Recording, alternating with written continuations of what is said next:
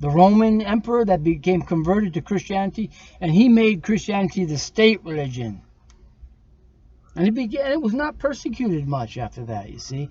Why? That was because they were not following Jesus Christ. But they had set up their own systems and workings, combining the Roman religion with Christianity. But guess what? That's what God wanted. God wanted his word to be spread throughout the whole earth because they were killing all the Christians. There was not a great attraction for people to become Christians when they knew what was going to happen to them. The great persecution, you see. And that's why the suffering that you undergo as a disciple of Jesus Christ brings you so close to God. And all that's written in the Psalms becomes crystal clear. You live that life. And you feel those feelings that are in the Psalms that were written of the Spirit of God that Jesus Christ experienced also in his walk with God. And it becomes all so clear. That's why I read some translations, like the New World Translation. They had corrected a lot of things, yes, but originally it was like, man, this stuff doesn't even make sense. But when I went out and followed Jesus Christ and had the King James Bible, it was like, wow, man, this is powerful. And even though the suffering was there, the closeness to Jesus Christ, the closeness to the walk that he walked was unmatched. That feeling of closeness to God, you know. It's like being buried in a pit, and yet you're buried there with Jesus Christ. And that closeness and that unmatched closeness to God. So he tells his disciples, sell what you have, give alms, and follow me, he says. Let the dead bury their dead. You follow me. Jesus Christ mentioned nothing about building churches. Nothing at all.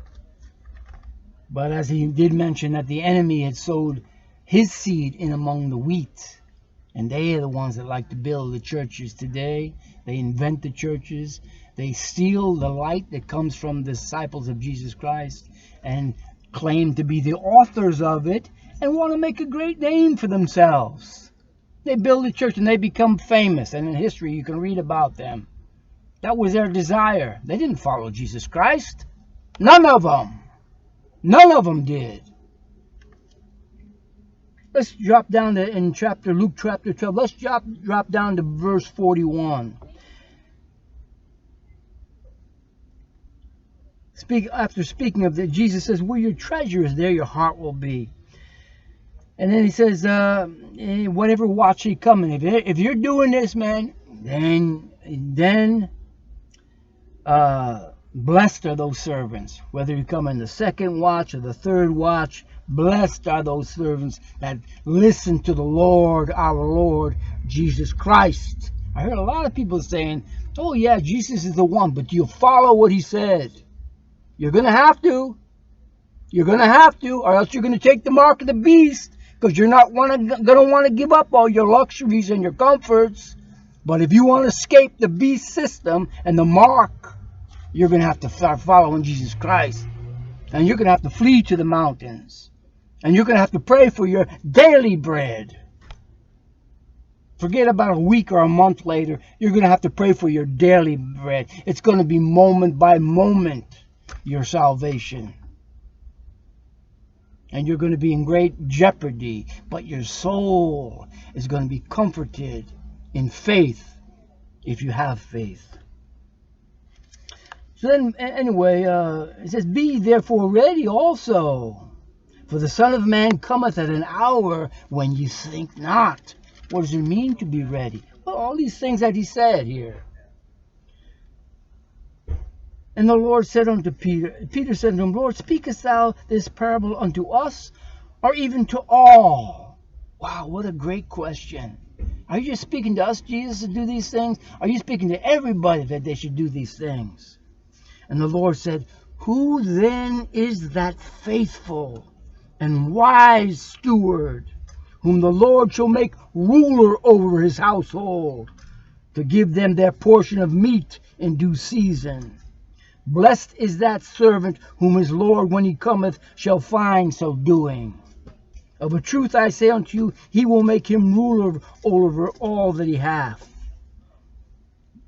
And if that servant say in his heart, my Lord delayeth his coming, and shall begin to beat the men servants and the maidens, and to eat and to drink, and to be drunken, the Lord of that servant will come in a day when he looketh not for him, at an hour when he is not aware, and he will cut him in sunder, and will appoint him his portion with the unbelievers. So this is who the faithful and discreet slave is. Not those that mass gold and silver and carry it, but those that follow Jesus Christ. Those are the ones. Those are not the Masonic lodges that make churches. These are the true Christians that follow Jesus Christ that I'm speaking of.